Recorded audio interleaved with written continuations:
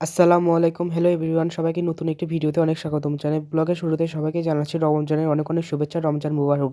আপনাদের ১ম রমজান কেমন কাটলো সবাই কিন্তু অবশ্যই কমেন্ট করে জানাবেন। আজকে ব্লগটা সেহরি থেকে স্টার্ট করে দিলাম। সেহরিতে আমার আম্মু হচ্ছে কলা ভর্তা, পেঁপে ভর্তা, ডিম ভাজি এবং একটা ছোটো মাছের তরকারি করেছিল। ওগুলা দিয়ে আমি তাড়াতাড়ি করে খেয়ে নিয়েছিলাম। আমার হচ্ছে কলা ভর্তা আর পেঁপে ভর্তা অত পছন্দ না, ওই জন্য আমি খালি ডিম ভাজি এবং ওই ছোটো মাছের তরকারি দিয়ে তাড়াতাড়ি করে খেয়ে নিয়েছিলাম। আর আসলে কি সেহরির আর মাত্র বেশিক্ষণ ছিল না, তো ওই জন্য তাড়াতাড়ি করে খেয়ে নিয়েছিলাম। সেহরি শেষ হওয়ার মনে হয় বাকি ছিল আর মাত্র 10 মিনিট, তাই আমি তাড়াতাড়ি করে ব্রাশ করে নিচ্ছিলাম। এর মধ্যেই মসজিদে মাইকিং করে দেওয়া হলো যে সেহরির আর সময় নেই, সবাই খাওয়া বন্ধ করে দেন। প্রায় দীর্ঘ 1 বছর পর এরকম মসজিদের মাইকে এরকম সেহরির শেষ সময়ের কথা বলা কিন্তু শোনা কিন্তু আমাদের মুসলমানদের জন্য একটা সত্যি খুবই আনন্দময় এবং খুশির ব্যাপার।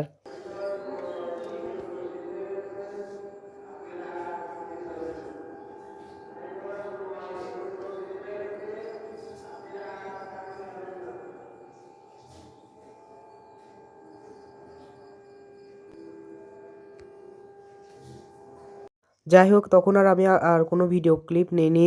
আমি হচ্ছে তারপরে ফজরের নামাজ পড়ে কোরআন শরীফ পড়ে শুয়ে পড়েছিলাম। যেহেতু আমার সকালে 9টার দিকে একটা কোচিং ছিল।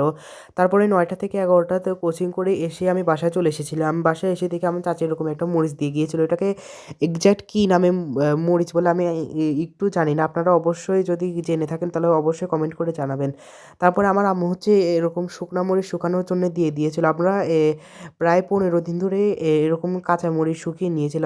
বাজারে হচ্ছে শুকনা মরিচের অনেক দাম, তো তাই আমার আম্মু একটু বুদ্ধি খাটিয়ে এরকম শুকনা মানে কি কাঁচা মরিচ এখন কম দামে বাজারে বিক্রি হচ্ছে, ওই জন্য কম দামে নিয়ে এসে আমার আম্মু হচ্ছে মরিচ শুকাতে দিয়েছে।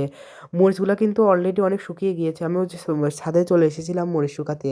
তারপরে আমার হচ্ছে এই স্কুলের জুতাটা হচ্ছে ছাদে দেওয়া ছিল, শুকিয়েছিল না, তো ওই জন্য ছাদে কালকে রাত্রে দেওয়া ছিল, দেখলাম শুকিয়ে গিয়েছে, ওই জন্য নিচে রেখে দিলাম এবং মরিচটাকে আমি হচ্ছে ভালো করে ছাড়িয়ে দিচ্ছি। এখন কিন্তু ভালোই গরম পড়ে গিয়েছে। মানে যখন থেকে রোজা শুরু হয়েছে তখন থেকেই দেখলাম রীতিমতো একবারে ঠাস, ঠাস করে গরম পড়ে গিয়েছে। মরিচগুলো ছাড়িয়ে দেওয়ার পর আমি হচ্ছে এরকম 2টা টাইলসের লম্বায় এই মরিচের উপর রেখে দিয়েছিলাম যেন বাতাসে উড়ে না যায়। তারপর আপনাদের একটু আবহাওয়াগুলো দেখলাম। আজকে হচ্ছে একবারে রীতিমতো রোদ উঠে গিয়েছিল। তারপরে আমি হচ্ছে গাছে পানি দেওয়ার জন্যে আমাদের ট্যাঙ্ক থেকে হচ্ছে এই পাইপে করে পানি নিচ্ছিলাম। এই পাইপে করে পানি নিতে গিয়ে পানিটা অর্ধেকই পড়ে গিয়েছিল। আপনাদের হচ্ছে আমি দেখাই যে আমাদের পুদিনা গাছটা কত সুন্দর হয়েছে। পুদিনা গাছ হচ্ছে প্রায় 1 বছর আগে লাগানো হয়েছিল। তখন 1টা 2টা চারা দিয়েই এতগুলা এখন পুদিনা পাতা হয়ে গিয়েছে। আলহামদুলিল্লাহ, আল্লাহর কাছে লাখ লাখ কোটি কোটি শুকরিয়া আমাদের রোজার সময় এত সুন্দর পুদিনা পাতা উপহার দেওয়ার জন্য। আপনাদের দেখাচ্ছিলাম যে কত সুন্দর পুদিনা পাতা হয়েছে। তারপরে দেখলাম যে আজকে পানি দেওয়ার সময় দেখলাম যে আমাদের গাছে অনেকগুলো ছোট ছোট টমেটো ধরেছে। আমরা হচ্ছে বাসার বাইরে ছিলাম, তো তাই হচ্ছে খেয়াল করে নিয়ে ফুল দেখে গিয়েছিলাম। আমরা হচ্ছে 5-6 দিনের জন্য একটু বাইরে গিয়েছিলাম, তো এসে দেখি যে এরকম টমেটো ধরে গিয়েছে, দেখে খুব ভালো লাগলো এরকম রমজান মাসে।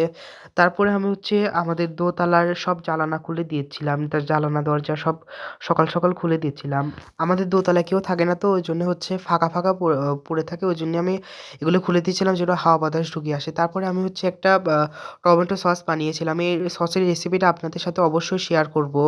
যাই হোক, তারপরে আর কোনো ভিডিও করা হয়নি। তারপরে আমি হচ্ছে একবারে বিকালের দিক ফিরে এসেছি ইফতারের 1 ঘন্টা আগে।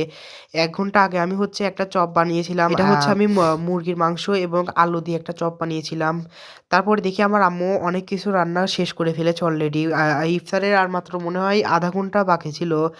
এই 1 ঘন্টা হচ্ছে আমি রেস্টই করেছিলাম। তারপরে দেখলাম কি আমার আম্মু হচ্ছে এখানে ডিম তরকারি রান্না করেছে। তারপরে হচ্ছে আমার পছন্দের পাঙাশ মাছের তরকারি রান্না করেছে।